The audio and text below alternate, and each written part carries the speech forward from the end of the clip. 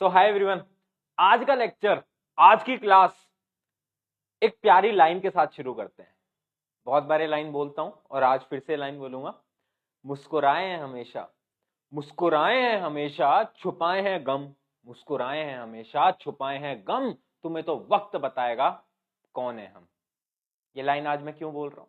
क्योंकि यार आपका बोर्ड एग्जामिनेशन बहुत नजदीक आ चुका है और अब इस टाइम पर मुझे पता है कि आप लोग डीमोटिवेट होते होंगे, आपको डर लगता होगा, खुद पे शक होता होगा, क्या यार मैं कर पाऊंगा, क्या ये मेरे लिए पॉसिबल है? तो यार उन सभी स्टूडेंट्स के लिए बस एक लाइन है जो मैंने अभी बोली, मुस्कुराए हमेशा, छुपाए गम, तुम्हें वक्त बताएगा कौन है। तो मेहनत करो और वक्त को जवाब देने दो। चलो इसी के साथ आज का जो लेक्चर है वो करते हैं शुरू। सबसे पहले कितने बच्चे आ चुके हैं वो बताएं। सबसे पहले अपनी अटेंडेंस लगा लो भाई, फटाफट से अपनी अटेंडेंस लगा लो, अटेंडेंस लगा लो। आगे आगे आगे आगे आगे लिखो भाई, फटाफट से लिखो। और लाइक हो जानी चाहिए वीडियो। अगर तुम इसको लाइक नहीं कर रहे हो स्ट्रीम को तो भाई ऐसा मत करो यार, इतनी मेहनत करता हूं, काफी टाइम बाद ये लेक्चर डला है और उसका रीजन मैंने टेलीग्राम पे स्पेसिफाई कर दिया है। टेलीग्राम अगर आपने ज्वाइन कर रखा होगा तो आपको पता चल गया होगा क्यों इतने टाइम से लेक्चर नहीं डल पाया। बट हाँ, मैंने जिम्मेदारी ली थी पूरी फिजिक्स की, पूरी केमिस्ट्री की, वो मैं करवाऊंगा। फिजिक्स हो चुकी है, केमिस्ट्री के कुछ चैप्टर बचेंगे इसके बाद, वो मैं कराऊंगा, मतलब मैं कराऊंगा। ठीक है, चलो आज का जो चैप्टर है बड़ा ही प्यारा, बड़ा ही सिंपल, बड़ा ही आसान सा चैप्टर है। मतलब ये इतना सिंपल चैप्टर है, अगर तुमने एक बार आज की क्लास में पढ़ लिया और जो क्वेश्चन मैंने तुम्हें प्रैक्टिस करने को दिए तुमने वो कर लिए तो भाई tata bye bye goodbye, बस इतना ही है चैप्टर। बस एसिड बेस एंड सॉल्ट्स बहुत सिंपल है, वन शॉट में कवर कर रहे होंगे आपके 1.5 से 2 घंटे के अंदर पूरा का पूरा हम चैप्टर खत्म करेंगे। और अगर आप किसी भी बोर्ड की प्रिपरेशन कर रहे हो, सीबीएसई, आईसीएससी, एसएससी, अगर आपके बोर्ड के अंदर एनसीईआरटी फॉलो होती है साइंस के लिए, साइंस की एनसीईआरटी जो नोटबुक होती है, जो बुक होती है, अगर आपकी वो फॉलो होती है तो ये लेक्चर आपके लिए है, क्योंकि इसके अंदर पूरी एनसीईआरटी आपकी समाप्त हो जाएगी। ठीक है, तो जल्दी से फटाफट से पहले तो अपनी नोटबुक ले आओ और भाई लिख दो। क्या लिख दो? अरे क्या लिख दो भाई, क्या? अरे भाई जोश लेवल, जोश लेवल कितना है 100 में से? कितना है भाई? लिख दो भाई फटाफट से कमेंट सेक्शन में, भैया इतना है, इतना है। कितना है जोश लेवल? अरे भैया 100 है। चलो ये 100 रहना चाहिए at the end of the lecture तक। ठीक है, चलो तो भैया इस लेक्चर में हमें क्या क्या मिलेगा? तो देखो सबसे पहले तो तुम्हें यहाँ पर यार प्रीमियम लेक्चर मिल रहा है, वो भी फ्री ऑफ कॉस्ट में। मैं तुमसे एक पैसा डिमांड नहीं करता, ना आज, ना कल, ना परसों, ना कभी करूंगा। दूसरी चीज क्या है, आपको इसके नोट्स मिलेंगे। नोट्स का मिलेंगे, टेलीग्राम ज्वाइन कर लेना, वहां मिल जाएंगे, वरना डिस्क्रिप्शन में भी एक लिंक है, वहां भी मिल सकते हैं, बट टेलीग्राम ज्वाइन कर लेना अपडेट्स के लिए। अगला क्या है? पीवाईक्यू, पीवाईक्यू बुकलेट मिल रखी है आपको ऑलरेडी।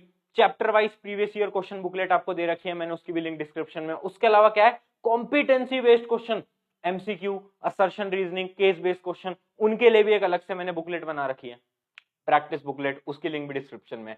तो सारी चीज हमारी यार ईएक्सपी आपकी टीम फ्री में देती है, हम एक भी पैसा चार्ज नहीं करते। इसके अलावा सरप्राइज बताऊं, सैंपल पेपर भी आने वाले हैं हमारे, वो भी फ्री में सारे सब्जेक्ट्स के लिए। चलो वो बाद में करते हैं, जब आएंगे तब उसके बारे में बात करेंगे। चलो तो स्टार्ट करते हैं एसिड बेस एंड सॉल्ट से। फटाफट से बिल्कुल नजरें एकदम गड़ाए रखनी है स्क्रीन पर, नजरें और दिमाग गड़ाए रखना है, 1 मिनट को भी हमारा फोकस नहीं हिलना चाहिए। अभी क्या होगा कि बच्चे पढ़ रहे होंगे, अचानक से क्रश का मैसेज आएगा और भैया की वीडियो तो बाद में देख लेंगे, भैया का लेक्चर तो बाद में देख लेंगे, एक रिप्लाई कर देते हैं। अरे भाई, भैया यहाँ पर तुम्हारे लिए काम कर रहे हैं, उस रिप्लाई से तुम्हारी जिंदगी बने ना बने, बट इस लेक्चर को देखने से तुम्हारी जिंदगी बन जाएगी, ये मैं गारंटी देता हूँ। ठीक है, तो चलो शुरू करते हैं। एसिड बेस एंड सॉल्ट बिल्कुल बेसिक से शुरू करना। अगर तुम्हें कुछ नहीं आता तो भी कोई दिक्कत वाली बात नहीं है, और तुम्हें आता है, तुम रिवीजन कर रहे हो तो भी कोई बड़ी बात नहीं है। चलो तो बिल्कुल बेसिक से स्टार्ट कर रहे हैं। What is an acid? Acid क्या होता है? अगर भैया क्वेश्चन हमारे आया व्हाट इज एन एसिड, तो बोर्ड के अंदर हमें क्या लिख के आना है? तो सबसे पहले तो डेफिनेशन पढ़ लो, बट आपको चीजें, कॉन्सेप्ट को पकड़ना है, आपको रटना नहीं है। ऑब्वियस सी बात है, ऐसी डेफिनेशंस आपको रटनी पड़ेंगी, क्योंकि बोर्ड में जब आप ये डेफिनेशन लिख के आओगे तभी आपको नंबर मिलेंगे। बट हमें चीजें रटनी नहीं है, हमें चीजों को समझना ज्यादा है, ज्यादा से ज्यादा हमें गेन करना है, क्योंकि आप जितना सीखोगे उतना ज्यादा आपके कॉम्पिटेंसी बेस्ड क्वेश्चन में फायदा होगा। ठीक है, चलो तो क्या है? N acid is a hydrogen containing substance. भैया एसिड क्या होती है? देखो रटने की कोई बात नहीं है, आपको एसिड पता है, आपने कभी लैब में गए हो अपनी स्कूल की, अगर कभी गए हो तो आपको पता होगा HCl, H2SO4 एसिड होती है ना भैया, बहुत खतरनाक एसिड होती है, हाथ वाथ जल जाता है उनसे, वो बहुत खतरनाक एसिड। तो उन सभी के अंदर क्या कॉमन होता है? क्या कॉमन होता है? कॉमन जो उन सभी के अंदर होता है वो मेरे मित्र होता है H, H2SO4, HCl, सब में।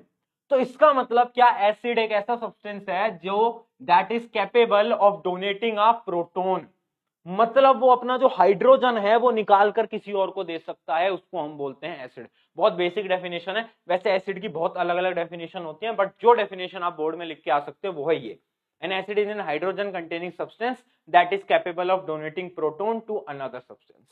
ठीक है, एसिडिक और बेसिक के बारे में ज्यादा डेप्थ में नहीं जाऊंगा क्योंकि आपको इतना बेसिक तो पता ही होगा, एसिड क्या होता है, एसिड आपने बहुत सारे अपनी लैब में देखे होंगे। बेसिक क्या होता है, जो अपना नहाने वाला साबुन होता है वो बेसिक होता है, ऐसी चीजें आपको पता होंगी, उतनी डेप्थ में नहीं जाऊंगा। चलो आगे बात करते हैं। Acid solution turns blue litmus into red. भैया ब्लू लिटमस एक पेपर होता है, आपने पढ़ा होगा, लिटमस पेपर होता है। एसिड ब्लू लिटमस को रेड में बदल देता है।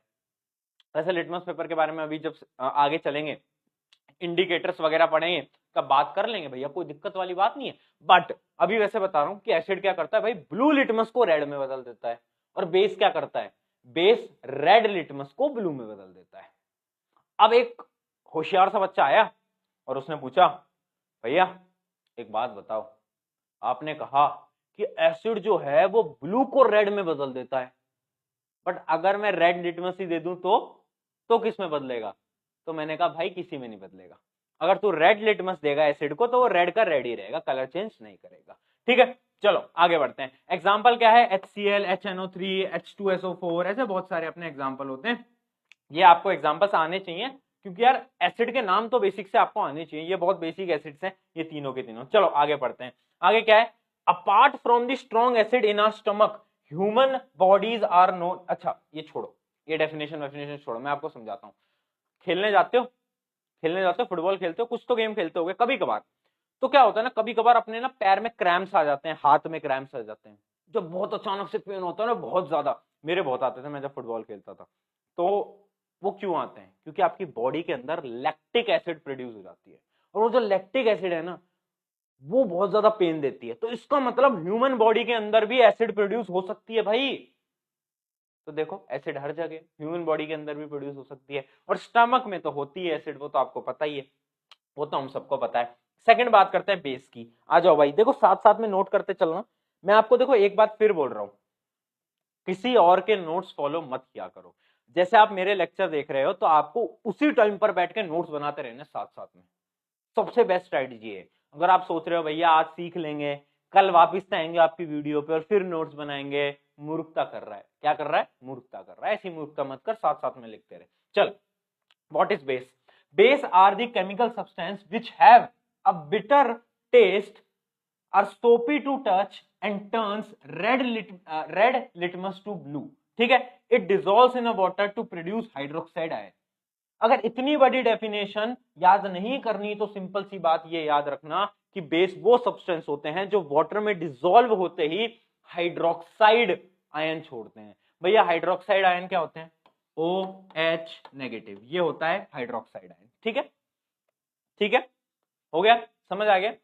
ये सब तो देखो, वो सब तो फालतू चीजें थी कि soapy to touch, turns red litmus, ये तो भैया बहुत बेसिक हमें पता है यार, ये सब क्या पढ़ा रहे हो। याद रखना OH माइनस को क्या करते हैं, वो निकालते हैं जब भी उसको वाटर में डिसॉल्व करा जाता है। चलो आगे पढ़ते हैं। Basic solution turns red litmus paper into blue. भैया बहुत बेसिक सी बात है, हमें पता है, तो आपने पहले ही बता दिया। एग्जाम्पल क्या है, एग्जाम्पल देखो NaOH। NaOH को अगर मैं खोलूंगा तो पता क्या होता है उसके अंदर, जैसे उसको मैं वाटर के अंदर डालूंगा, इमेजिन करो NaOH को मैंने वाटर के अंदर डाल दिया, ठीक है, जैसे ही मैंने इसको गिराया वाटर के अंदर तो क्या होगा, OH माइनस अलग हो जाएगा, OH माइनस अलग हो जाएगा और Na अलग हो जाएगा। देखो देखो देखो, सही है, सही है।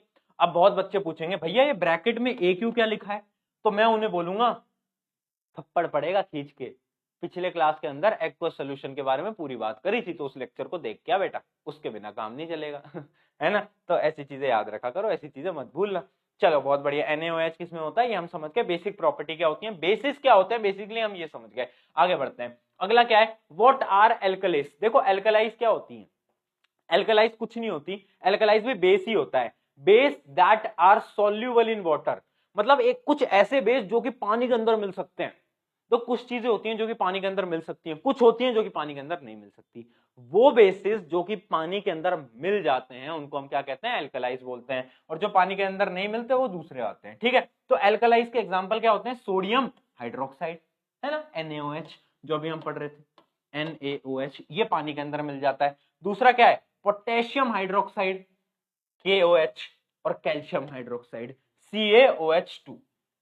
देखो यार स्टूडेंट्स, अगर आपको अभी तक नाम से फॉर्मूला निकालना नहीं आया, जैसे अगर मैं कोई केमिकल नाम पढ़ रहा हूं और अगर आपको फॉर्मूला निकालना नहीं आया तो बहुत बड़ी समस्या में हो आप। जैसे ही मैंने बोला आपसे सोडियम हाइड्रोक्साइड, तो दिमाग में आपके चमकना चाहिए NaOH।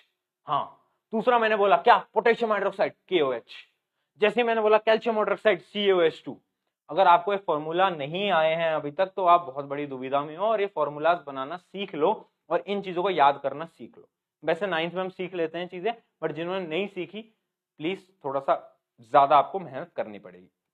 चलो आगे बढ़े, आगे बढ़े। यहां तक क्लियर है क्या, यहां तक क्लियर है क्या, जल्दी बोलते चलो, क्लियर है, आगे बढ़ जाए, आगे बढ़ जाए, बहुत बढ़िया बहुत बढ़िया। आगे बढ़ते हैं, व्हाट आर सॉल्ट्स। देखो सॉल्ट्स कुछ नहीं होते, सॉल्ट्स अपना जैसे अपना खाने वाला नमक होता है ना, वैसे सॉल्ट क्या होता है, तो सॉल्ट क्या होते हैं ये प्रोड्यूस होते हैं जब एक एसिड और एक बेस मिलता है, जब एक एसिड और एक बेस मिलता है, एक एसिड आया एक बेस आया, दोनों मिले, दोनों मिलके क्या हुआ, एक सॉल्ट बाहर आया प्लस H2O बाहर आता है। वो मैं भी एग्जांपल से समझाता हूं। याद रखना, सॉल्ट कब प्रोड्यूस होता है, जब एक एसिड और एक बेस मिलते हैं तो उससे एक सॉल्ट प्रोड्यूस होता है। सॉल्ट जो होता है ना, वो एसिडिक सॉल्ट भी हो सकता है, बेसिक सॉल्ट भी हो सकता है, अभी वो भी समझाऊंगा, ज्यादा टेंशन लेने की बात नहीं है। चलो आगे बढ़ते हैं। आगे क्या है, अरे ये तो कुछ नहीं है, ये तो मैं साइंटिस्ट हूं आपके, ये है प्रशांत भैया, है ना। जब खाने में नमक डालते हो मैं सोचता हूँ कि ये जो खाना है इसके अंदर मैं क्या डाल रहा हूँ, NaCl। तो मैं जब ऐसे घर में नमक वमक डाल रहा होता हूँ तो मैं थोड़ा सा ज्ञान दे देता हूँ घर वालों को कि आपको पता है इसका साइंटिफिक नाम क्या है, आपको पता है इसकी प्रॉपर्टी क्या है। फिर वो अलग बात है, घर वाले मुझ में 2 थप्पड़ मारते हैं, बट ठीक है, वो सब चलता है। चलो आगे चलते हैं। अब देखो, अब आ रहा है सबसे इंपॉर्टेंट पार्ट। अभी तक हम बहुत बेसिक पढ़ रहे थे, डेफिनेशंस बहुत बेसिक, अब आ रहा है सबसे इंपॉर्टेंट पार्ट देखना, chemical properties of acid and base. याद रखना मित्रों, जब भी मेरा एसिड और बेस मिलता है तो वो एक तो सॉल्ट बनाती है और वाटर बनाता है, मतलब H2O निकालता है, याद रखना। और ये जो सॉल्ट हैं ये 2 प्रकार के हो सकते हैं, एक होता है एसिडिक सॉल्ट और एक होता है बेसिक सॉल्ट। बेसिक सॉल्ट कौन सा होता है, एसिडिक सॉल्ट कौन सा होता है, इमेजिन करो, जो एसिड आप ले रहे हो, जो एसिड आप ले रहे हो वो बहुत ज्यादा स्ट्रॉन्ग है, बहुत ज्यादा एसिडिक है, और जो आप बेस ले रहे हो वो थोड़ा कम बेसिक है, तो क्या होगा, तो जो सॉल्ट फॉर्म होगी वो एसिडिक सॉल्ट होगी। और अगर आप एसिड की जो एसिडिटी है वो बहुत कम है और बेस की जो बेसिसिटी है वो बहुत ज्यादा है, तो क्या होगा, तो भाई बेसिक सॉल्ट फॉर्म होगा। इसका भी डेफिनेशन भी आगे लिखवा दूंगा, टेंशन की बात नहीं है, बट ये बेसिक सा आप एग्जांपल समझो, एसिड बेस मिलेंगे, सॉल्ट प्लस H2O निकलेगा। क्लियर है यहां तक, किसी को कोई भी समस्या है तो जल्दी से जल्दी से बता दो, जल्दी से बता दो, है ना। चलो यहां तक क्लियर। अच्छा, इसके कई एग्जांपल हैं क्या, 1 मिनट में देख लेता हूं आगे, अगर इसके एग्जांपल हैं तो आपको एग्जांपल से समझाऊं तो वो ज्यादा से ज्यादा बेस्ट रहेगा। 1 मिनट, एग्जाम्पल आई गेस नहीं है, चलो कोई बात नहीं, कोई बात नहीं, हम यहीं से एग्जाम्पल ले लेते हैं। एसिड और बेस, कोई भी एसिड या बेस को मिला दो, तुम कुछ भी, तुम कोई भी एसिड बेस को मिला दो, जैसे कि मैं मिला रहा हूं, देखना मैं मिला रहा हूं NaOH, क्या होता है बेसिक, प्लस HCl, ये क्या होता है एसिडिक। ये क्या बनाएंगे, ये क्या बनाएंगे मित्रों, सबसे पहले सॉल्ट बनेगा, तो ये Na बाहर आ जाएगा, ये Cl बाहर आ जाएगा, ये दोनों मिलके क्या बनाएंगे, NaCl, ये सॉल्ट आ गया। दूसरा क्या बनेगा, H2O, वाटर बनेगा। तो समझे भाई, एसिड और बेस ने क्या बनाया, सॉल्ट प्लस वाटर बनाया, बहुत ज्यादा इंपॉर्टेंट है, इस बात को याद रखना। चलो पीछे आते हैं। अब जितनी चीजें मैं बता रहा हूं वो आपकी जिंदगी की सबसे इंपॉर्टेंट है, इनको नहीं भूलना मित्रों। क्या है देखो, सबसे पहली रिएक्शन है एसिड प्लस मेटल, फिर है एसिड प्लस मेटल ऑक्साइड, फिर है एसिड प्लस मेटल कार्बोनेट। देखो सबसे पहली चीज क्या है, एसिड प्लस मेटल, मतलब कोई भी आप मेटल ले लो, जैसे Zn ले लो, है ना, और अपन दूसरा कौन सा लें, दूसरा अपन ले लेते हैं HCl। HCl अपना क्या है, एसिड है, और ये मेटल है, ठीक है। अब दूसरा देखो, एसिड प्लस मेटल ऑक्साइड। एक चीज याद रखना, जो आपकी मेटल ऑक्साइड होती है ना, मेटल की ऑक्साइड, मेटल का ऑक्साइड, जैसे CuO, कॉपर ऑक्साइड, ये क्या हुआ, मेटल ऑक्साइड। तो मेटल ऑक्साइड जो होती है ना मेरे दोस्तों मित्रों, याद रखो, अपनी नोटबुक में नोट कर लो, जो मेटल ऑक्साइड होती है वो हमेशा बेसिक होती है नेचर में। क्या होती है, बेसिक होती है नेचर में। अब सोचो, ये एसिड और ये बेसिक, एसिड और बेस दोनों क्या बनाती थी, सॉल्ट प्लस वाटर। तो ऑब्वियस सी बात है, जब भी आप किसी भी एसिड को मेटल ऑक्साइड से मिलाओगे तो क्या बनेगा फाइनली, बोल भाई, एक तो सॉल्ट बनेगा और एक H2O बनेगा, H2O बनेगा। सिमिलरली जो आपका मेटल कार्बोनेट होता है या फिर मेटल बाइकार्बोनेट होता है वो भी बेसिक होता है नेचर में, वो भी बेसिक होता है नेचर में। तो जब भी आपका एसिड मेटल कार्बोनेट या फिर मेटल बाइकार्बोनेट से मिलता है क्या बनेगा, क्या बनेगा भाई, सॉल्ट प्लस वाटर। बट एक चीज और बनेगी, देखो यहां पर कार्बोनेट शब्द का यूज हुआ है, कार्बोनेट का मतलब कार्बन आ गया, कार्बन चाचा आ गए ऊपर से।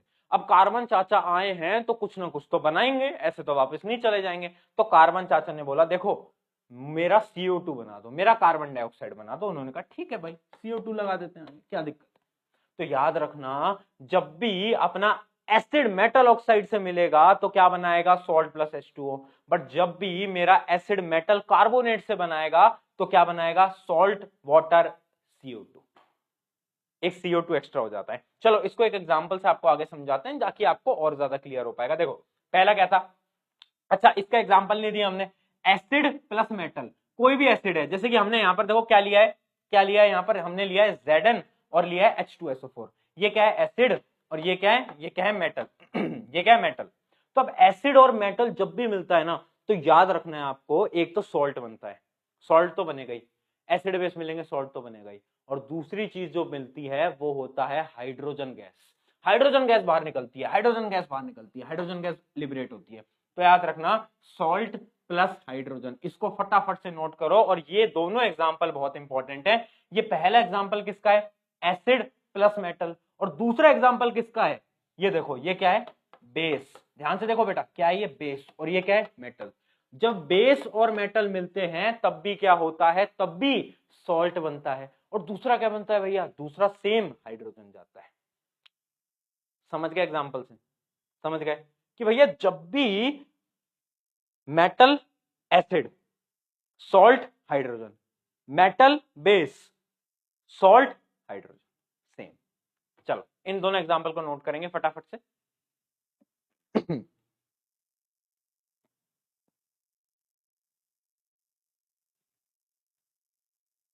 क्लियर है, अगर चैट में यहां तक क्लियर है तो एक बार चैट में लिख दो भैया जी ओके। क्या लिखना है, ओके, ओके लिखना होता है भाई, है ना, है ना। चल पता क्या होता है कि जब हम ऑनलाइन पढ़ा रहे होते हैं ना, तो जैसे कि आप देख रहे होगे अभी कितने बच्चे पढ़ रहे हैं, जितने भी बच्चे पढ़ रहे हैं, तो इमेजिन करो 200 बच्चे पढ़ने के आ रहे हैं, 200 बच्चे वो हैं जो कि पढ़ रहे हैं लाइव में, साथ साथ में नोट्स बना रहे हैं और सब कुछ कर रहे हैं। बट यहाँ पर ना 50-100 बच्चे वो भी होते हैं जो कि पढ़ने नहीं आते, वो बस देखने आते हैं, बस ऐसे टाइम पास करते हैं। और ऑनेस्टी से बता रहा हूँ, तो उन बच्चों से मेरी हाथ जोड़ के निवेदन है कि भाई पढ़ लो, समय है अभी भी तुम्हारे पास, एक नोटबुक लाओ और पढ़ना शुरू करो प्लीज। समय निकल जाएगा और बाद में मुझे जवाब नहीं देना, तुम्हें अपने पेरेंट्स को जवाब देना है, तो उनको क्या जवाब दोगे यार। चलो एक एक्टिविटी बताता हूँ, आपकी एनसीईआरटी के अंदर ना एक एक्टिविटी दे रखी है, मुझे पता है ये तुम्हें अभी विजिबल नहीं होगा स्क्रीन के ऊपर, थोड़ा बहुत विजिबल होगा। तो ये एक्टिविटी दे रखी है, इस एक्टिविटी में क्या है ना, बोलते हैं कि हम एक एसिड ले रहे हैं, एसिड कोई भी ले लो, जैसे कि एक बोला है हमसे सल्फ्यूरिक एसिड, एक मेरे पास बीकर है उसके अंदर मैंने सल्फ्यूरिक एसिड डाली, ठीक है, ये मेरा बीकर है, इसके अंदर मैंने सल्फ्यूरिक एसिड डाली। अब ऊपर से मैंने जिंक ग्रैन्यूल्स डाल दिए, मतलब जिंक के ऐसे छोटे छोटे वो डाल दिए, जिंक अंदर डाल दिया। और इससे जो निकलने वाली गैस है उसको जब मैंने एयर में छोड़ा और उस एयर के पास मैंने कैंडल जलाई, मैंने क्या करा, उस निकलने वाली गैस को एयर में छोड़ा, निकलने वाली गैस को एयर में छोड़ा, और उसमें जब मैंने क्या करा, मैंने जब कैंडल जलाई, जब मैंने कैंडल जलाई तो भाई बर्निंग वाली आवाज, मतलब ऐसे पटाखे वाले पट पट पट पट पट ऐसी आवाज आने लगी, अजीब अजीब सी आवाज आने लगी। तो ऐसा क्यों हुआ, ऐसा क्यों? क्योंकि आपको पता है मित्रों कि जब भी जिंक और H2SO4 मिलेंगे, जिंक और H2SO4 मिलेंगे, जिंक प्लस H2SO4 मिलेंगे तो क्या होगा, तो भाई एक तो सॉल्ट बनेगा प्लस हमारी H2 गैस रिलीज होगी। तो क्योंकि हाइड्रोजन गैस रिलीज हो रही है उस वजह से वो आवाज आ रही है जलने की, वो जलने की आवाज आ रही है। ठीक है, ठीक है। ये एक्टिविटी बहुत बार पूछी गई है आपके एग्जामिनेशन में कि भाई ऐसा क्यों होता है, व्हाई, गिव द रीजन, या फिर असर्शन रीजनिंग वाले क्वेश्चन में आ सकता है कि भाई ऐसी आवाज आने लगी और उसके रीजन है due to liberation of hydrogen. तो कौन सी स्टेटमेंट ट्रू है, दोनों स्टेटमेंट ट्रू हैं, तो वो वाले असर्शन रीजनिंग को प्रैक्टिस कर लेना।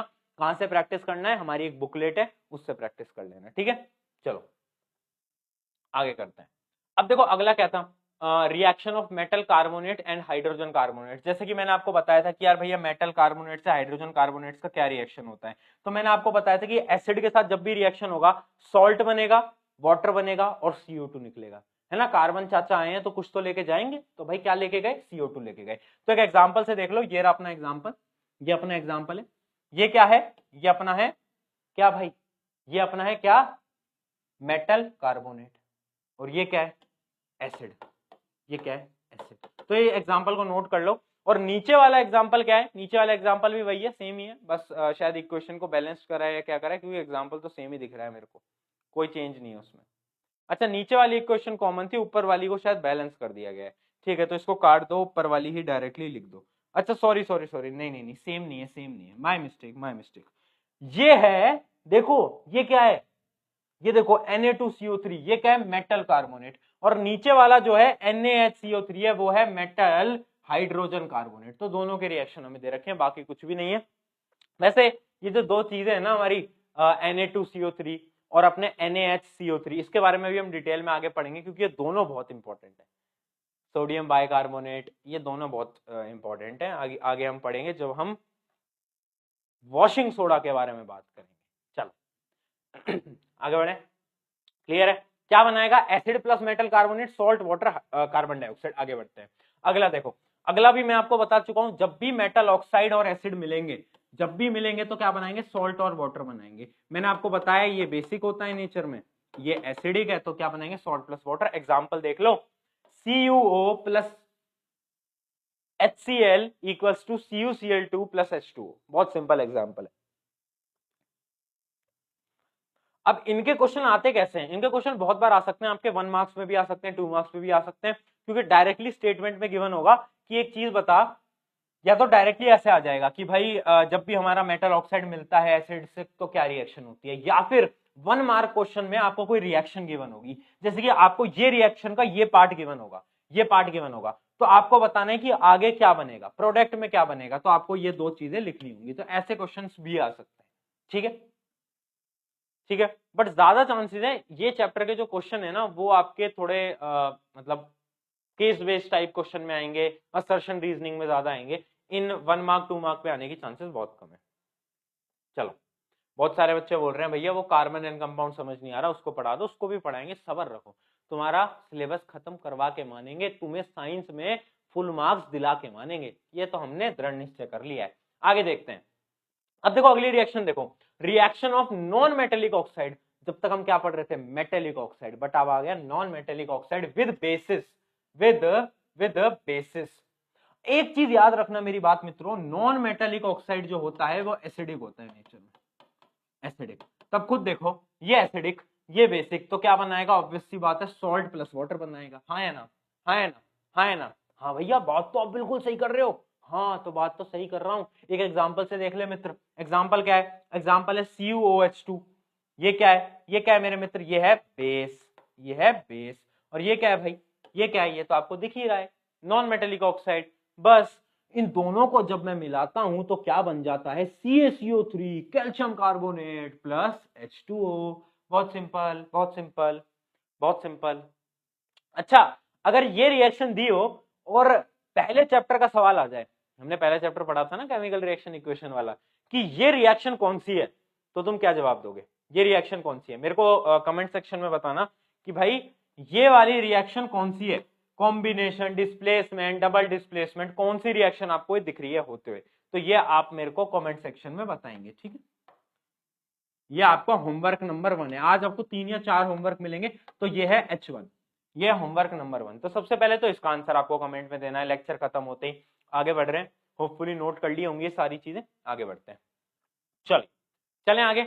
अब देखो एक चीज बताता हूं, do acid and base have something in common? इन दोनों में कॉमन क्या होता है? कुछ कॉमन है क्या? कुछ दोस्ती है क्या इनमें, या दोनों अलग अलग है? एसिड अलग बेस अलग, देख कुछ तो दोस्ती है, देखते हैं क्या कॉमन है। Both acid and base are electrolytes. सबसे बड़ी इंपॉर्टेंट चीज, जब भी क्वेश्चन आ जाए कि what is common in acid and base, तो आपको पता होना चाहिए दोनों भाई इलेक्ट्रोलाइट्स होते हैं। इलेक्ट्रोलाइट्स का मतलब क्या होता है? किसी को पता है क्या इलेक्ट्रोलाइट्स का मतलब क्या होता है? देखो इलेक्ट्रोलाइट्स का मतलब होता है they are good conductor, they are good conductor of electricity. मतलब उनमें से इलेक्ट्रिसिटी पास हो सकती है, एसिड में से भी बेस में से भी।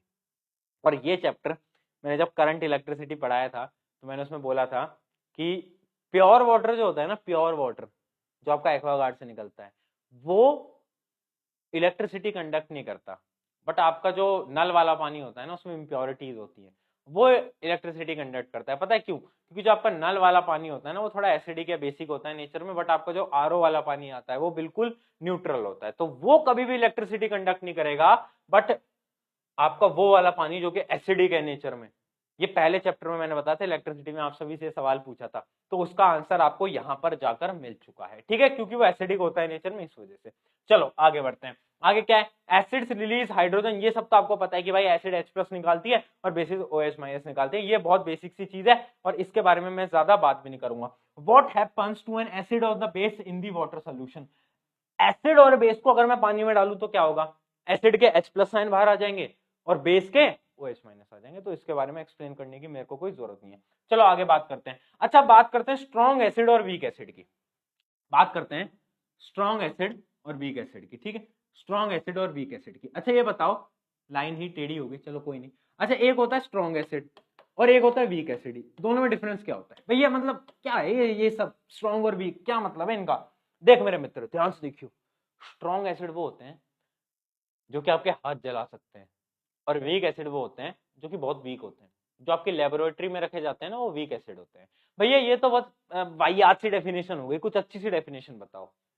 देख अच्छी सी डेफिनेशन ये है, वो एसिड जो कि जिनके पास बहुत ज्यादा H+ आयंस होते हैं, जिनके पास क्वांटिटी ऑफ H+ आयंस है ना, वो बहुत ज्यादा है एज कंपेयर टू दिस। और इनके पास क्या होता है? इनके पास H+ जो होते हैं वो कम होते हैं, इनके पास ज्यादा होते हैं, इनके पास कम। बस बेसिक सा डिफरेंस ये, बेसिक सा डिफरेंस ये। तो भैया ये कम ज्यादा कैसे कराया जाता है? एक स्ट्रॉन्ग एसिड को वीक एसिड बनाने के लिए उसमें पानी को मिलाया जाता है। क्या मिलाया जाता है? उसमें वाटर ऐड करा जाता है, वाटर ऐड। और वाटर एडिशन के प्रोसेस को बोलते हैं डाइल्यूशन। क्या बोलते हैं? डाइल्यूशन। तो आपने वो जो वर्ड सुना है ना आपकी लेबोरेटरी में, डाइल्यूट एसिड, उसका मतलब होता है कि उसके अंदर पानी मिलाया गया है। क्या मिलाया गया है? पानी। तो जब भी हम स्ट्रॉन्ग एसिड के अंदर, लिखना, जब भी हम स्ट्रॉन्ग एसिड के अंदर वाटर डालेंगे तो क्या होगा? वो वीक एसिड बन जाएगी और उस प्रोसेस को हम डाइल्यूशन बोलते हैं। डाइल्यूशन बहुत ज्यादा इंपॉर्टेंट है। डाइल्यूशन के अगर आपसे डेफिनेशन पूछ रहे तो आपको ये आना चाहिए। सिमिलरली अगर मैं बात करता हूं बेसिस की, तो स्ट्रॉन्ग बेस और वीक बेस, तो देखो स्ट्रॉन्ग बेस की डेफिनेशन वही है, a base which completely ionise in water that produces large amount of hydroxide ion. मतलब वो बेसिस जो कि बहुत ज्यादा OH- आयंस को प्रोड्यूस करता है, और वो बेस जो कि कम OH- को प्रोड्यूस करता है, वो क्या कहलाएगी? वो क्या कहलाएगी? वो होगी वीक, और ऊपर वाली होगी स्ट्रॉन्ग। बस बस इतना सा है, इतना सा है भैया, सिंपल है। वीक स्ट्रॉन्ग, स्ट्रॉन्ग में ज्यादा, वीक में कम।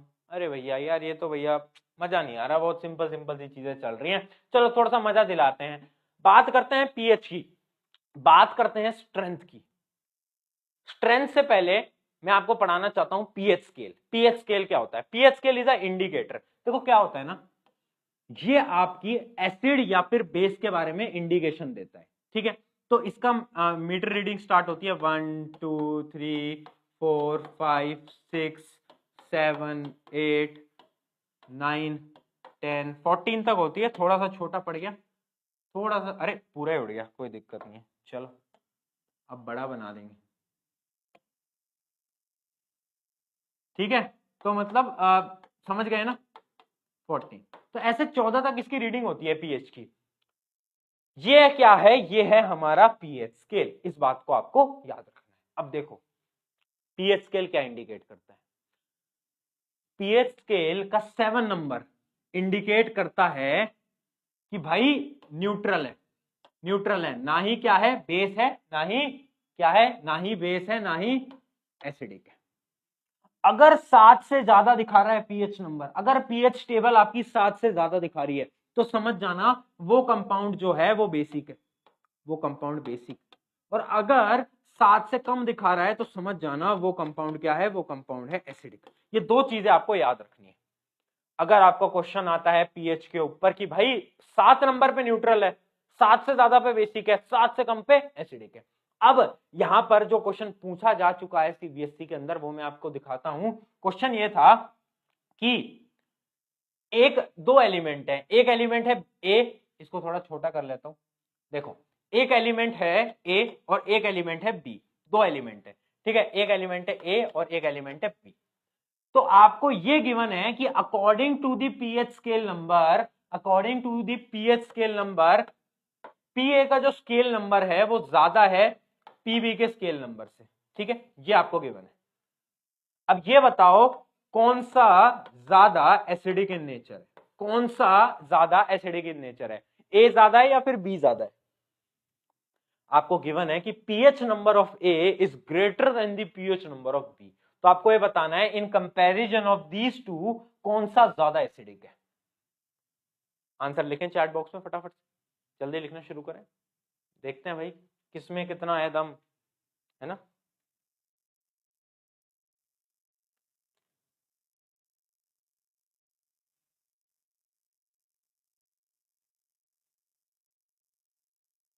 सही, बहुत सही, बहुत सारे बच्चों को समझ आ गया।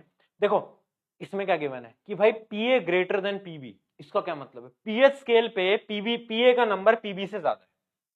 इमेजिन करो अगर पीए ज्यादा है तो पीए 9 पे है और अपना पीबी 4 पे है, तो एसिडिक कौन सा हुआ, 4 वाला, है ना बात। तो इसका मतलब जिसका पीएच स्केल नंबर जितना कम वो उतना ज्यादा एसिडिक, तो ऑब्वियस सी बात है आंसर विल बी बी। जिन जिनने बी उत्तर दिया था वो बिल्कुल सही थे। इस प्रकार से इसमें क्वेश्चन आते हैं। ये क्या है पीएच स्केल, ये क्या है इंडिकेटर, जितना ज्यादा पीएच स्केल का नंबर होगा उतना कम एसिडिक होगा, उतना ज्यादा बेसिक होगा। तो इस चीज को आपको याद रखना है, बहुत बार सवाल हमारे एग्जाम के अंदर पूछा जा चुका है मित्रों, तो ऐसी ऐसी बातों को हमें याद रखना है, भूलना नहीं है, ठीक है। तो अब इंडिकेटर्स की बात कर रहे थे हम तो देखना those chemical substance which help to determine the nature of the chemical, मतलब यार जो नेचर बताते हैं ना केमिकल का, जैसे कि आपका जो एप्पल है वो एसिडिक होता है नेचर में, आपका जो टमाटर है वो एसिडिक होता है नेचर में, बट आपका जो सोप है वो बेसिक है। तो कौन बता रहा है, कोई साइंटिस्ट आके बोल रहा है अरे सुन ये एसिडिक है, ये बेसिक है, ये एसिडिक है, अरे नहीं, उन पे टेस्ट होते हैं। टेस्ट किससे होते हैं, इंडिकेटर से, तो इंडिकेटर बताते हैं। तो देखो आपकी एनसीईआरटी के हिसाब से आपको जो इंडिकेटर्स पढ़ने हैं वो इतने टाइप के हैं, ये सारे इंडिकेटर्स आपको पढ़ने हैं। देखो देखो ये जो इंडिकेटर्स हैं ये सारे आपको पढ़ने, एंड मैं आपको बताता हूँ एक एक करके। सबसे पहले रेड लिटमस, ब्लू लिटमस, फिर है टर्मरिक, फिर है फिनोप्थिलीन, फिर है मिथाइल ऑरेंज, और इन पांचों पे क्वेश्चन पूछे जा चुके हैं। इसका मतलब पांचों में से एक भी नहीं आप छोड़ सकते, आपको याद रखना है। क्वेश्चन कैसे आते हैं, क्वेश्चन जैसे अभी आपको लिटमस पेपर का तो बहुत सिंपल है, आपको पता है कि अगर मैं रेड लिटमस पेपर पे बेस डालूंगा, अगर मैं बेस डालूंगा तो कलर क्या हो जाएगा, टर्न्स ब्लू हो जाएगा। आपको पता है अगर मैं ब्लू लिटमस पे एसिड डालूंगा तो रेड हो जाएगा। बट क्या आपको इन तीनों के पता है, इन तीनों के भी क्वेश्चन आते हैं। टर्मरिक में अगर मैं एसिड डालूंगा तो वो बदलेगा नहीं, बट अगर मैं टर्मरिक में क्या डालूंगा, बेस, तो क्या हो जाएगा, रेड हो जाएगा, ठीक है। दूसरा देखो फिनोप्थिलीन, फिनोप्थिलीन में अगर मैं एसिड डालूंगा तो कलरलेस हो जाएगा, कोई कलर नहीं रहेगा, कलरलेस। और अगर मैं उसमें बेस डालूंगा तो पिंक कलर का हो जाएगा। उसके अलावा लास्ट है मिथाइल ऑरेंज, और मिथाइल ऑरेंज रेड हो जाता है एसिड से और बेस से येलो। अब क्वेश्चन कैसा पूछा गया था मेरे मित्रों, मेरे भाइयों, मेरी बहनों, ध्यान से समझिएगा। क्वेश्चन ऐसा आया था कि फिनोप्थिलीन के लिए कि सब्सटेंस, देखना मैं आपको बताता हूं कैसा क्वेश्चन आएगा। अभी आपने टेबल नोट कर ली, इधर ही चलो, इधर ही आपको क्वेश्चन लिख के दिखा देता हूं। आया था दो सब्सटेंस हैं एक्स एंड वाई, ठीक है, एक्स एंड वाई। एक्स को जब मैंने फिनोप्थिलीन से टेस्ट करा तो भाई उसने ना कलरलेस कर दिया, कलरलेस कर दिया, कलरलेस। और जब मैंने वाई को टर्मरिक से टेस्ट करा, जब मैंने वाई को टर्मरिक से टेस्ट करा तो उसके अंदर भाई कोई चेंज ही नहीं आया, नो चेंज। तो अब ये बताओ कि एक्स और वाई के नेचर क्या है, एक्स और वाई का नेचर क्या है, एसिडिक या बेसिक, आपको ये बताना था। तो ये क्वेश्चन कैसे सॉल्व हो पाता, जब आपको पता था कि भाई फिनोप्थिलीन की प्रॉपर्टी क्या होती है, टर्मरिक की क्या प्रॉपर्टी होती है। अगर आपको ये याद नहीं होता तो क्या ये क्वेश्चन हो पाता, नहीं हो पाता। अच्छा अभी इसका आंसर बता दो, एक्स क्या होगा और वाई क्या होगा। ऑब्वियस सी बात है, टेबल से अब तो दिख ही रहा है कि एक्स भी एसिडिक होगा और वाई भी एसिडिक होगा, वेरी सिंपल। ठीक है, तो यार मैं यहां पर ना आपको केवल बोर्ड्स एग्जामिनेशन के लिए तैयार नहीं करना चाहता, मतलब बेसिकली एम तो वही है, बट मैं आपको चाहता हूं कि यार आप ना थोड़ा लॉजिकल सोच पाओ, क्योंकि जिंदगी में जितना आप लॉजिकल सोचोगे उतना ज्यादा आपके बाद में जाकर काम आएगा। क्योंकि अगर आप आज ये पढ़ लोगे टेबल एंड आप समझोगे नहीं बस मैंने रट ली भैया पता नहीं क्या काम था इसका, काम भी तो समझो। ऐसे क्वेश्चन सॉल्व करने के लिए लॉजिक लगाना सीखो, जितना ज्यादा लॉजिक लगाना सीखोगे ना मेरे मित्र उतनी ज्यादा लाइफ आसान होती जाएगी। जितना तुम कम रटोगे उतना ज्यादा आपके लिए अच्छा रहेगा। एजुकेशन सिस्टम इज चेंजिंग, अब जो जितना रटेगा वो उतना नीचे जाएगा, चीजों को समझना स्टार्ट करो। चलो आगे बढ़े, आगे बढ़े।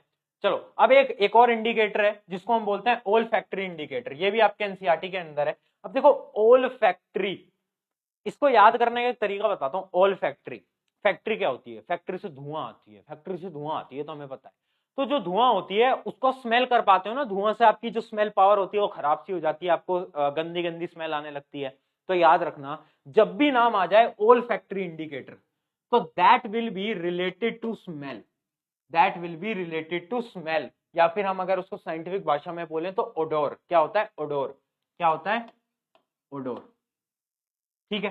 तो हमारा ऑल फैक्टर इंडिकेटर वो इंडिकेटर होते हैं जो कि अपनी ओडोर को बदल लेते हैं, जो कि अपनी स्मेल को बदल लेते हैं जैसे ही हमारा एसिडिक या फिर बेसिक मीडियम आता है। तो ऑल फैक्टर इंडिकेटर्स कौन से इंडिकेटर्स हैं, जो कि अपनी स्मेल को बदल लेते हैं, जो कि अपने ओडोर को बदल लेते हैं जैसे ही उसमें एसिडिक या बेसिक सब्सटेंस आता है। तो ये एक अलग तरीके के इंडिकेटर हैं जो कि आपके एनसीईआरटी में पढ़ने तो हमें है ही, ठीक है। एग्जाम्पल क्या है, वनीला, अनियन, ठीक है, वनीला और अनियन, ये आप एग्जाम्पल आपको याद रखने। चलिए आगे बढ़े, नोट डाउन कर लिया इसको, नोट डाउन करते चलना, कुछ भी छोड़ना नहीं है ना, कुछ भी नहीं छोड़ना, कुछ भी नहीं छोड़ना, नोट डाउन करते चलना भाई। आई नो थोड़ा सा लंबा चैप्टर हो सकता है ना, बट आपको मैं करा दूंगा, 1.5 से 2 घंटे के अंदर करा दूंगा, 2 घंटे से ऊपर तो नहीं जाएगा, ये मेरी आपसे गारंटी है, टेंशन की बात नहीं है। अब देखो लास्ट आता है अपना यूनिवर्सल इंडिकेटर। तो यूनिवर्सल इंडिकेटर क्या होता है, जो सारे यूनिवर्स को इंडिकेट करता है। अरे नहीं नहीं, यूनिवर्सल इंडिकेटर क्या होता है, दो substance which not only detect nature of the other chemical but also determine there acid and basic strength.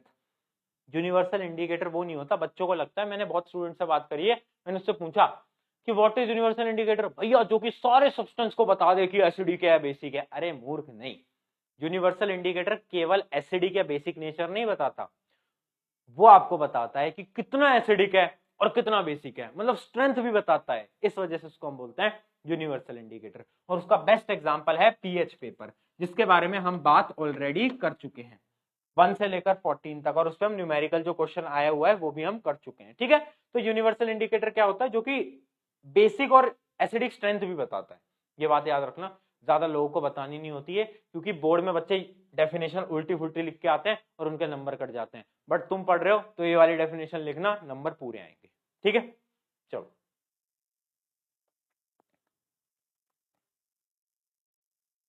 चलिए, बहुत सही हो गया, नोट हो गया, अरे क्या बात है, अरे बहुत बढ़िया बहुत बढ़िया।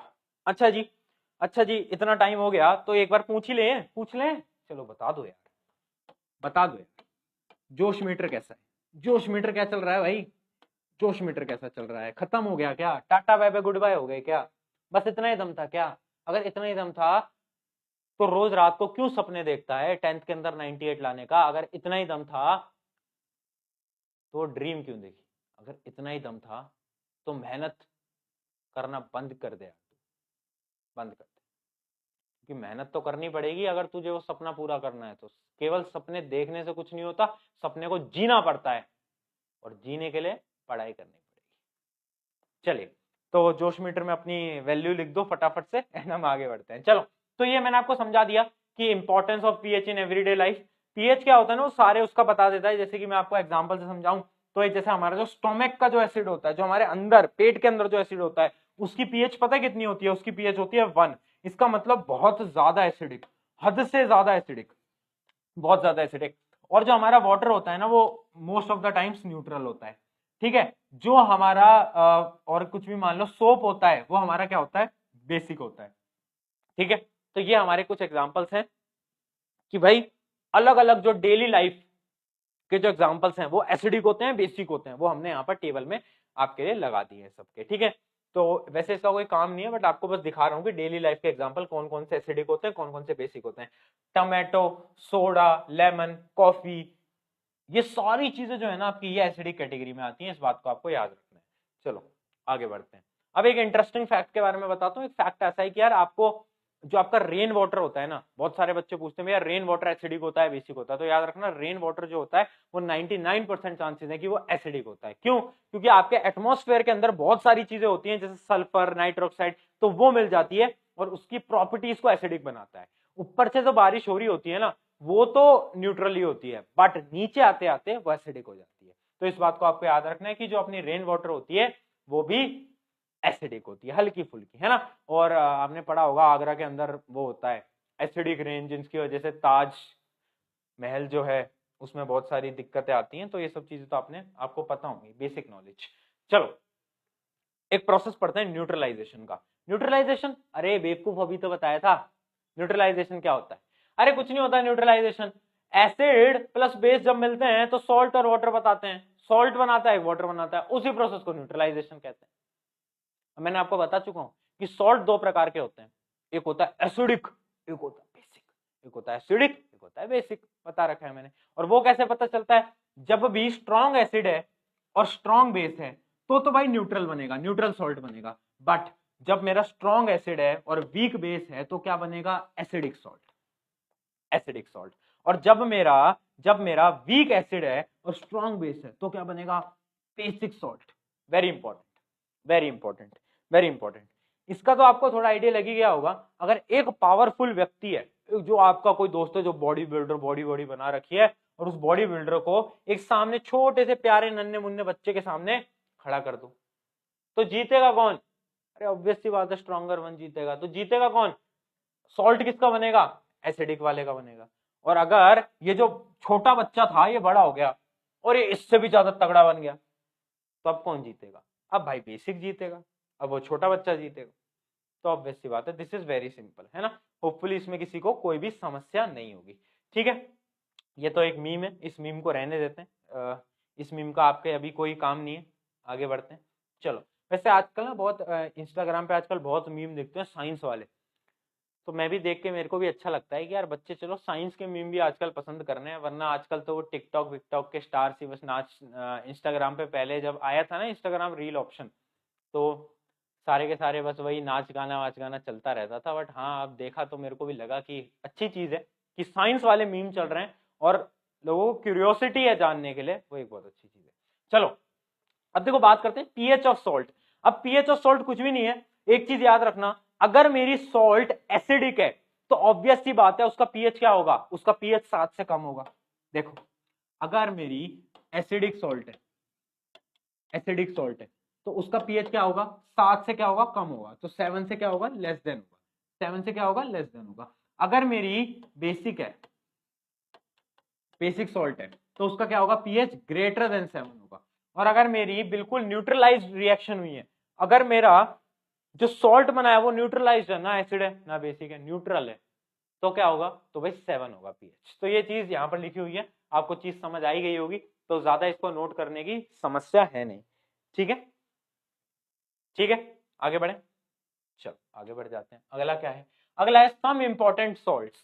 अब देखो, अब आ रहा है इस चैप्टर का सबसे इंपॉर्टेंट टॉपिक, जिसमें से क्वेश्चन आने की चांसेस, मतलब ये जो चार चीजें है ना, चार नहीं पांच, इनमें से आपका एक सवाल तो आएगा ही आएगा, मतलब वन क्वेश्चन तो श्योर, वन क्वेश्चन डन है, पक्की बात है। मतलब आपके इसमें 3 नंबर का या फिर 4 नंबर का, 5 नंबर का एक सवाल तो आएगा, पक्की बात है, फॉर श्योर है। और ये चीज मैं आपको गारंटी से बता रहा हूं, ये टॉपिक बहुत ज्यादा इंपॉर्टेंट है। इस टॉपिक को प्लीज ढंग से देखना, क्योंकि one of the most important topic है, one of the most most most important topic है। ठीक है, ठीक है, करें शुरू, चलो। तो बात करते हैं कॉमन सॉल्ट की। कॉमन सॉल्ट क्या होता है, NaCl, जो हम घर में खाते हैं NaCl ही तो होता है। दूसरा क्या है, ब्लीचिंग पाउडर, अभी इसके बारे में लिखवाता हूं। अगला क्या है, बेकिंग सोडा। अगला क्या है, वॉशिंग सोडा। अगला क्या है, पीओपी। पीओपी क्या होता है, पीओपी आपके घर में आपने सुना होगा, आपके पापा या मम्मी बात करते हो, पीओपी करा लेते हैं घर के अंदर, प्लास्टर ऑफ पेरिस, पीओपी लगती है घर के अंदर, आपने शायद सुना होगा। थोड़ा हार्ड मटेरियल होता है पीओपी, हाँ, तो बस वही वाली पीओपी। अब baking soda, washing soda, one of the most important, question आने के चांसेस बहुत ज्यादा है। ठीक है, तो सबसे पहले स्टार्ट करते हैं कॉमन सॉल्ट से। भैया क्या है कॉमन सॉल्ट, अरे घर में नमक खाते हो ना, उसके बारे में क्या बात करें भैया, उसकी रिएक्शन पढ़ लेते हैं कि कॉमन सॉल्ट कैसे फॉर्म होता है, कॉमन सॉल्ट की प्रॉपर्टीज क्या होती हैं, क्योंकि प्रॉपर्टीज बहुत इंपॉर्टेंट है। ठीक है, तो उसकी प्रॉपर्टीज पढ़ लेते हैं। चलो यार, आ जाओ आ जाओ आ जाओ आ जाओ, एक रिएक्शन भी पढ़ेंगे, जल्दी आ जाओ। कॉमन सॉल्ट, अब देखो, आपको पता है कॉमन सॉल्ट होता क्या है, NaCl। अब जो आपकी एनसीईआरटी के अंदर एक एक्टिविटी है, वो एक्टिविटी बहुत प्यारी है। देखो एक्टिविटी को थोड़ा सा जूम इन करता हूं और आपको दिखाता हूं। एक्टिविटी में क्या दे रखा है, एक्टिविटी में बोला है कि 2 रॉड लगा दी। देखो इसके अंदर क्या करा, बीकर के अंदर पानी डाला, बीकर के अंदर पानी डाला, पानी के अंदर मैंने क्या करा, पानी के अंदर मैंने NaCl डाला, मैंने क्या डाला, नमक डाला। मैंने पानी कर लिया, पानी के अंदर मैंने नमक डाला। उसके बाद मैंने 2 रॉड लगा दी, 2 रॉड लगा दी, आपने साइंस के अंदर पढ़ा होगा, 2 रॉड लगा दी, है ना, ये गई एक और ये गई 2 रॉड, ये एक है ये दूसरी रॉड है, 2 रॉड लगा दी। एक है मेरा अनोड, एनोड, और एक है मेरा कैथोड, है ना, एक है मेरा एनोड, एक हो गया मेरा कैथोड। अब हुआ क्या, मैंने यार इस रॉड में इलेक्ट्रिसिटी पास कर दी, यहां पर मैंने बैटरी जोड़ दी, यहां पर मैंने बैटरी जोड़ दी। अब क्या हुआ, अब क्या हुआ, अरे इलेक्ट्रिसिटी आ रही है, आ रही है आ रही है आ रही है आ रही है। जैसे इलेक्ट्रिसिटी आएगी तो ये जो NaCl है और जो H2O है वो ब्रेक डाउन होने लगेगा, ब्रेक डाउन होने लगेगा। ये जो पानी के अंदर आपने नमक मिला है, ये ब्रेक डाउन होने लगेगा, टूटने लगेगा, टूटने लगेगा। एनोड साइड पर अट्रैक्ट हो रहे होंगे, है ना, एनोड साइड पे क्या हो रहा होगा, अपनी नेगेटिव चीजें अट्रैक्ट हो रही होंगी, कैथोड पे पॉजिटिव चीजें अट्रैक्ट हो रही होंगी, इधर से इधर, इधर का इधर। और अगर आपने कुछ टाइम तक ये वाले रिएक्शन को चलने दिया, NaCl और H2O का ब्रेकडाउन होने दिया, तो पता क्या फॉर्म होगा, तो बताता हूं, तो पता क्या फॉर्म होगा, तो इस रिएक्शन से सबसे पहली जो चीज फॉर्म होगी वो होगी क्या, सबसे पहली जो चीज फॉर्म होगी वो क्या होगी, वो है हमारा NaOH, एक्वस। एक्वस का मतलब क्या है, पानी के अंदर मिला हुआ NaOH, ठीक है, सोडियम हाइड्रोक्साइड। दूसरी क्या चीज फॉर्म होगी, वो होगी क्लोरीन गैस, और तीसरी हाइड्रोजन गैस। और ये क्वेश्चन बहुत बार आया हुआ है कि यार अगर मैंने एक कैथोड एनोड को पानी के अंदर डाला और उस पानी के अंदर नमक मिला दिया, अच्छा जब भी हम पानी के अंदर नमक मिलाते हैं तो उस सोल्यूशन को हम बोलते हैं क्या, ब्राइन सोल्यूशन। क्या बोलते हैं, ब्राइन सोल्यूशन। यहां पर लिखा भी हुआ है ब्राइन सोल्यूशन, ठीक है। ये क्या होता है, NaCl के अंदर वाटर मिलता है तो उसको हम ब्राइन सोल्यूशन बोलते हैं। तो डायरेक्ट क्वेश्चन में हुआ है, जब भी हम ब्राइन सोल्यूशन के अंदर रॉड डालते हैं और इलेक्ट्रोलाइसिस करते हैं, इलेक्ट्रोलाइसिस करते हैं तो एक गैस रिलीज होती है जिससे कि अजीब सी स्मेल आती है। ऐसा क्यों होता है, तो उसका आंसर है क्योंकि उस गैस का नाम है क्लोरीन, और क्लोरीन से थोड़ी पंजेंट टाइप की स्मेल आती है। तो याद रखना, जब भी हमारा NaCl H2O से मिलता है तो NaOH बनाएगा, Cl2 बनाएगा, H2O। Very very very important, brine solution का ब्रेक डाउन की रिएक्शन है and one of the most important reaction है। फटाफट से इसको नोट डाउन कर लो जब तक मैं पानी पी लेता हूं। चलो।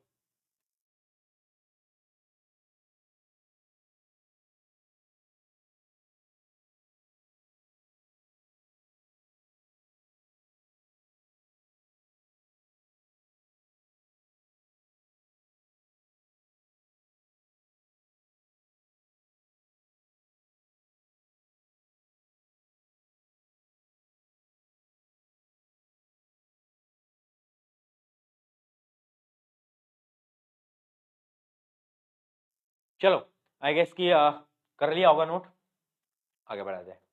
अच्छा ये नोट्स वैसे आपको मिल जाएंगे, बट मैं तो आपको बोलता हूँ, प्रेफर मैं आपको हमेशा करता हूँ कि नोट्स साथ साथ में बनाना। अच्छा जितना हम पढ़ा रहे हैं वो एनसीईआरटी के लिए इनफ है, वो आपके बोर्ड्स के लिए इनफ है। उसके अलावा जो चीज आपको प्रैक्टिस करनी है वो मैं आपके लेक्चर के एंड में आपको बता रहा हूँ, ठीक है। आगे बात करते हैं किसकी, यूजेस ऑफ सोडियम हाइड्रोक्साइड। अब देखो वहां से फॉर्मेशन किसकी हुई, NaCl ब्राइन सोल्यूशन से फॉर्मेशन किसकी हुई, सोडियम हाइड्रोक्साइड NaOH बाहर आया। तो उसका यूज क्या है, उसका यूज क्या है, यूज देखते हैं। Sodium hydroxide in its pure form which is white crystalline solid. याद रखना ये बहुत ज्यादा इंपॉर्टेंट प्रॉपर्टी है कि जो आपका सोडियम हाइड्रोक्साइड होता है ना वो व्हाइट क्रिस्टल के फॉर्म में होता है और वो ओडोरलेस होता है, मतलब उसमें कोई स्मेल नहीं होती, नो स्मेल। ये आपको याद रखना है, ठीक है। जैसे आपको यहाँ पर दिख भी रहा है कि यहाँ पर रखे हुए हैं ऐसे गोले गोले से, ये क्या है, सोडियम हाइड्रोक्साइड। चलो आगे बात करते हैं। तो होता क्या है ना, जब NaCl को H2O से मिलाया तो ये बन के आया। तो इसका यूज क्या है, इसकी इंपॉर्टेंस क्या है, ये हम कर क्यों रहे हैं, why we are doing this. Scientist को क्या मजे आ रहे थे, साइंटिस्ट ने बोला कि सॉल्ट को पानी में मिला के ब्रेक डाउन करते हैं, उनके मन में आया, ऐसा नहीं होता, यूज होता है तभी तो करेंगे, ऐसे ऐसे कैसे कर देंगे। तो यूज क्या है, पहला क्या है, preparation of soaps and detergent. हाँ या ना बोल मित्र, अरे भाई NaOH, NaOH is a base. Base कहां काम आएगा, बेस काम आएगा सोप और डिटर्जेंट। दूसरा पेपर मेकिंग के में अंदर भी काम आता है, और तीसरा use in artificial fibres, artificial fibres के भी काम आता है। ये तीनों यूजेस बहुत इंपॉर्टेंट है एंड बहुत बार सवाल आया है। सबसे पहले तो सवाल आया कि NaOH जो होता है उसका ब्राइन सोल्यूशन से फॉर्मेशन कैसे होता है, उसमें तुम्हें रिएक्शन लिखोगे और उस प्रोसेस को एक्सप्लेन करोगे, वो जो मैंने अभी आपको दिखाया ऐसे 2 रॉड डिप करने वाला प्रोसेस। उसके बाद उसके यूजेस क्या होते हैं, तो उसके यूजेस ये 3 होते हैं। Very important, very important, please note down these are really really very important, ठीक है।